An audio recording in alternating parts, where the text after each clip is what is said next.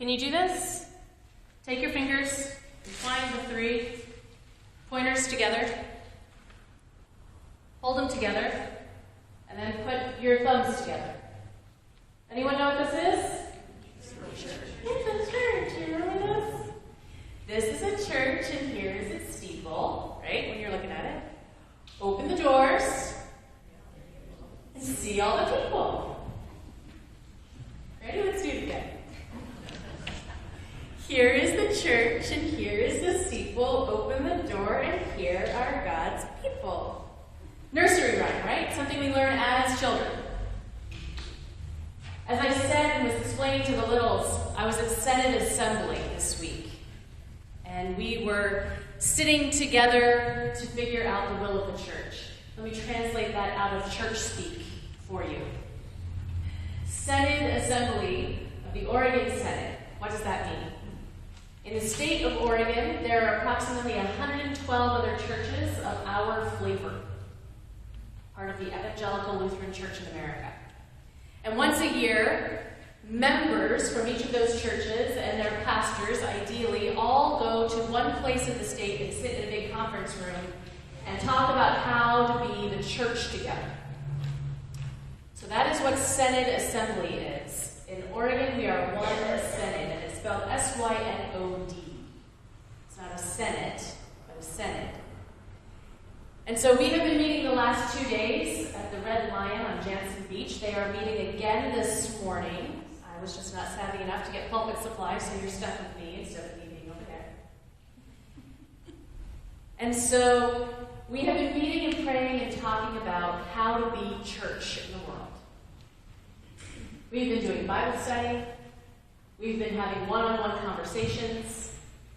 We've been talking about how our churches are doing well and where our churches are scared.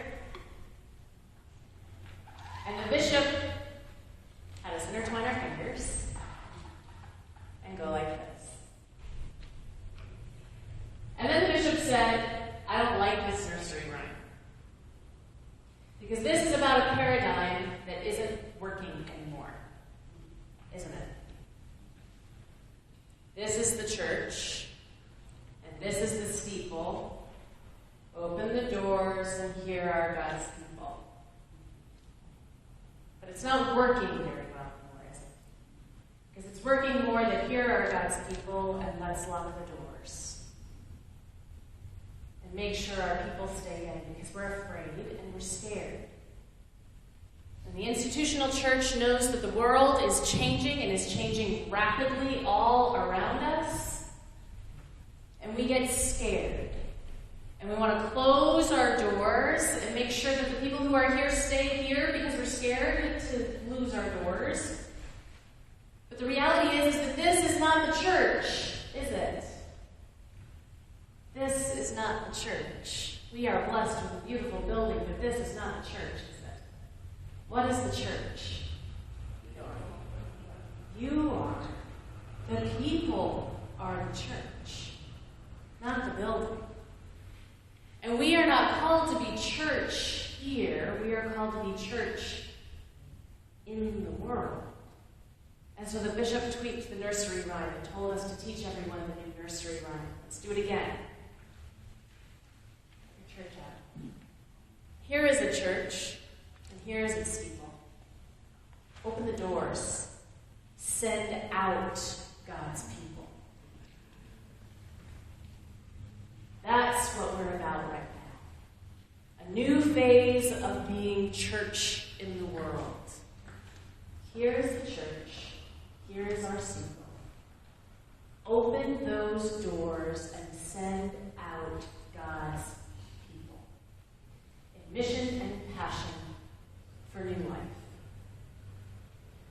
Our lessons today, the lessons that the Senate Assembly has been gathering around, and the lessons that I have been pondering in my heart this week, are actually the first 2 lessons. The John is beautiful and wonderful, but I have preached it at many a funeral. I wanted something different to preach this week, because I don't think that the church is dying.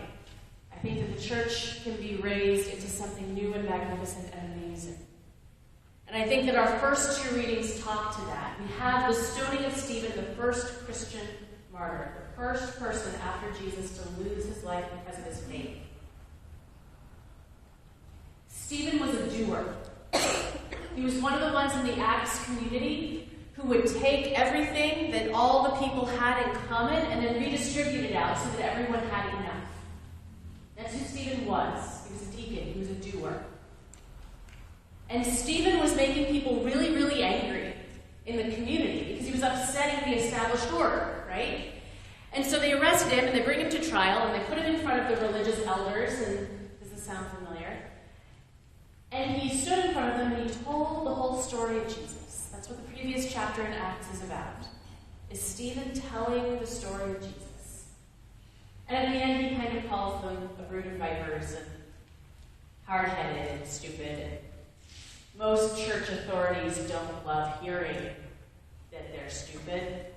I don't know about you guys, but especially when your established prominence and ability to be like the top dog is being challenged and you're being told that what you do is wrong. Typically we don't return that thought with a, "Yay, I'm so glad you shared that with me." So that was not exactly how Stephen was greeted. Of course, Stephen was sent out into the courtyard to be stoned to death for telling the established religious authorities that what they were doing was wrong. So we have stones of death in that passage. And then in our next passage, our next reading, we hear this admonition to be living stone. To be living stone, to be built up into the church of God. So this week as we gathered at Senate Assembly and we talked about what does it mean to be church in the world and how do we do this well. And we voted on things. We voted on 3 resolutions that were put forward to affirm the freedom to marry, and the Senate Assembly resoundingly affirmed the Freedom to Marry initiative. And we voted on whether or not, when the freedom to marry occurs in the state of Oregon, if the Oregon Senate will be proactive in finding resources and ways to walk with people looking towards the freedom to marry for all committed couples in the state of Oregon. And having just come from Washington, from where the freedom to marry occurred, I stood at the microphone and I said we need those resources. Because I have them, but my colleagues in Washington didn't. And when they heard the world telling them that the established church was wrong, they didn't know how to open their doors. And they didn't know how to let people come in. And so instead they closed their doors tighter. And they put stones in front and not living rooms. So I stood and I said, we need to get these resources out there. We need to have ways to let people know how to have the conversation. We need resources for pastors to be able to stand with loving, committed couples who want to get married, God willing, beginning on Monday, beginning tomorrow. And we need to do that. And then the assembly resoundingly said, yes, we need to do that. We need to be that church. And then when the assembly faced the conversation about discrimination and being able to say yes or no to whether or not someone receives services based on who they are and who they love, overwhelmingly, the assembly of all those churches gathered from the state of Oregon said, no, we don't want discrimination. We don't want that in the name of religious freedom. We don't want to turn back the pages of time. And we stood in that room and we were church. And we were trying to figure out how to be church, not church with locked doors, but church that is sent into our world. Living stone. Built with one another to build a new church. So my question for you today is this. In these stories, who are you and who are we? Are we the established church, the religious leaders hearing the story of a new way of being church from outside our walls, who are unwilling to do so, and who send those people out to be killed? Are we the stone throwers who listen to the established church and silence those who say something against what we believe? Are we the stones being thrown against others to harm them, to silence them? Are we Saul, standing by and watching the entire event, approving, but slowly treading towards our own conversion and a light on the road?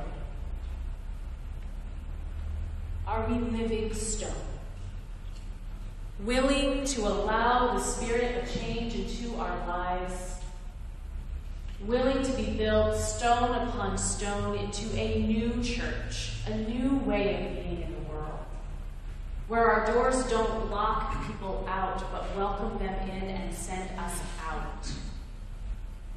Who are we in the story?